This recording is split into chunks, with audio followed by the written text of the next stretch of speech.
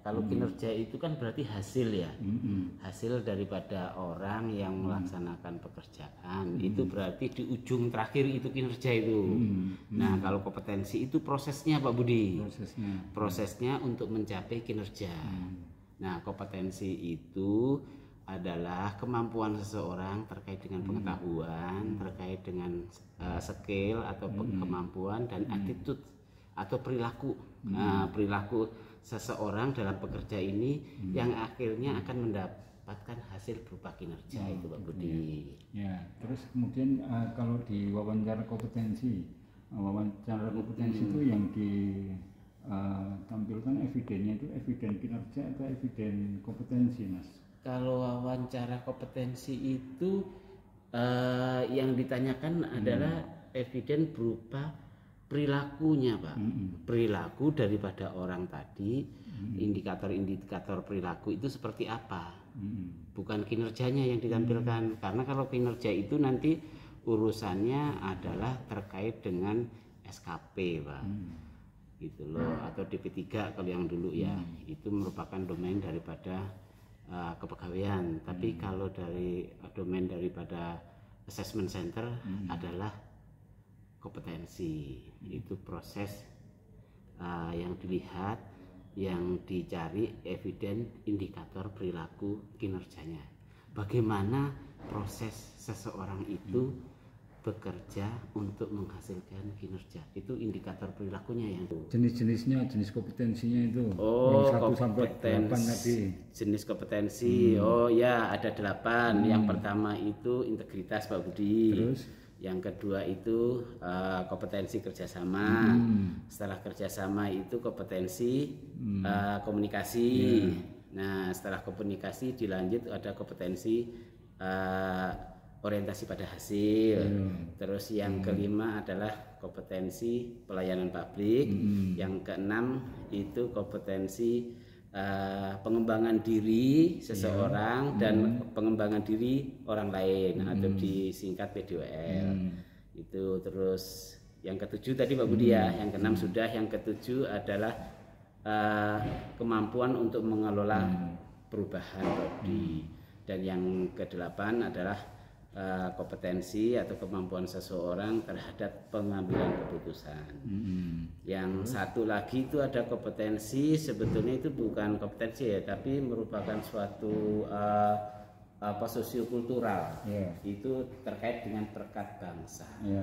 Gitu Pak Budi. Sekarang ini kan sering di Kementerian ATR BPN ini menyelenggarakan penilaian kompetensi bagi pejabat pelaksana, kemudian juga bagi pejabat pengawas. Nah, sebenarnya yang untuk pejabat pelaksana dan pejabat pengawas ini indikatornya itu di level berapa? Kalau pelaksana itu kan masih tarafnya staf ya, kalau orang dulu bilang ya staf itu kan levelnya 1 Pak. Itu staf level 1. Kalau pejabat struktural pelaksana pengawas atau kalau dulu bisa dibilang kasubag atau kasih itu kan levelnya 2. Itu Pak Budi. Nah, sekarang indikator perilaku pelaksana dan pengawas ini kalau pelaksana itu gimana, kalau pengawas itu gimana gitu? Maksudnya indikator atau perilakunya ya. Jadi kalau pejabat atau staf itu atau pelaksana itu dia masih memikirkan diri sendiri. Jadi kerjaan dia pekerjaan yang hanya dia kerjakan karena terkait dengan tupoksi dia. Belum menyangkut orang lain. Gitu loh. Belum menyangkut orang lain, dan tidak ada hubungannya dengan hasil unit kerja maupun organisasi. Itu masih di level 1. Jadi dia itu masih urusan pribadi, urusan diri sendiri yang dipikirin. Itu untuk level 1. Nah, kalau untuk level 2 Pak Budi, itu sudah ada hubungannya dengan orang lain. Gitu loh. Untuk level 2 itu pengawas, karena pengawas itu kan punya staf, punya anak buah, dan dia adalah unit kerja terendah. Jadi sudah level 2, dia juga selain mikirkan diri sendiri juga sudah mikirkan orang lain. Gitu Pak Budi. Di unit kerja paling kecil suatu organisasi pemerintahan gitu Pak Budi. Oke, kompetensi integritas ini ada level 1 sampai level 5 Pak ya. Iya. Nah, yang pernah dilakukan di Kementerian ATR BPN artinya yang dilakukan untuk penilaian kompetensi maupun uji kompetensi ini kan di level 1 sampai 3. Nah, contoh-contohnya nih Pak sekarang. Contoh dari indikator perilaku yang sudah dilaksanakan oleh teman-teman di ATR BPN di level 1 sampai 3. Contohnya apa Pak? Contohnya ya, jadi kalau integritas pada level 1 ya Pak Budi, Ya. jadi itu biasanya dilaksanakan oleh staf Ya. atau pejabat pelaksana. Itu yang seseorang itu atau pegawai itu melakukan suatu tugasnya sesuai dengan peraturan, dengan SOP yang berlaku, tapi untuk diri sendiri.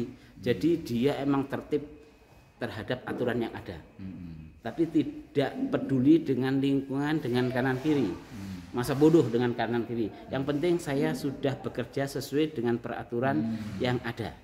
Itu di level 1 Pak Budi. Oke, Nah, sekarang di level 2-nya apa nih Pak? kalau untuk pejabat pengawas ya Pak? ya, kalau untuk level 2, selain seseorang itu sudah bekerja sesuai aturan untuk diri sendiri, tapi dia juga memperhatikan, juga melihat lingkungannya, kanan kirinya, teman-temannya. Apabila lihat teman-temannya berlaku tidak sesuai dengan aturan yang berlaku, tidak bertindak atau berperilaku sesuai dengan norma dan etika yang ada di organisasi, maka dia akan mengingatkan Pak Didi, akan menegur, akan mengingatkan untuk bekerja, untuk berperilaku sesuai dengan aturan dan norma etika yang ada gitu loh. Jadi sudah mengingatkan orang lain, bukan hanya untuk diri sendiri, tapi juga mengingatkan orang lain kanan kirinya gitu loh. Nah, satu lagi Pak. Contoh indikator perilaku Pak yang level 3. Ini apa nih Pak? Contoh indikator perilaku yang level 3. Level 3 ini berarti lebih tinggi ya dari yang tadi level 2. Nah, kalau yang level 2 tadi kan sekedar mengingatkan orang yang berperilaku tidak sesuai dengan aturan. Kalau yang level 3 itu setelah dia mengingatkan seseorang itu berperilaku tidak sesuai aturan, dia harus memastikan bahwa orang yang diingatkan ini benar-benar berperilaku sesuai dengan aturan pada kegiatan sehari-hari. Jadi tidak hanya saat itu diingatkan terus selesai, itu tidak, tapi dia juga memonitor, melihat bagaimana sih orang ini perkembangannya dalam berperilaku, dalam bekerja sehari-hari, benar-benar sesuai dengan aturan atau enggak. Jadi harus bisa memastikan. Nah, itu dia bisa menggunakan cara-cara, mungkin ada istilahnya, ada daftar list, ada evaluasi, monitoring dan evaluasi. Dia bisa melihat secara kontinu, bisa setiap minggu, 2 minggu dia akan cross check. Oh, ini yang tadi orang saya ingatkan, yang sudah berperilaku nggak baik, sekarang sudah saya ingatkan, terus saya pantau. Jadi dipantau gitu loh Pak Budi, sehari-harinya, seminggu, tiap minggu dicek. Bener nggak dia sudah berperilaku sesuai dengan aturan. Oke Pak. Gitu. Jadi tidak batas hanya berhenti pada saat memperingatkan saja, tapi ada tindak lanjut yang lebih. Gitu loh Pak Budi. Oke Pak, terima kasih bincang-bincangnya. Oke. Nanti disambung dengan kompetensi-kompetensi yang lain ya Pak ya. Siap, Biar insya Allah Pak teman-teman Budi. atau rekan-rekan di ATR BPN ini bisa mengembangkan atau bisa mendapatkan kompetensi-kompetensinya Pak ya. Amin. Oke Pak ya, makasih Siap. Pak ya. Monggo sama-sama Pak Budi.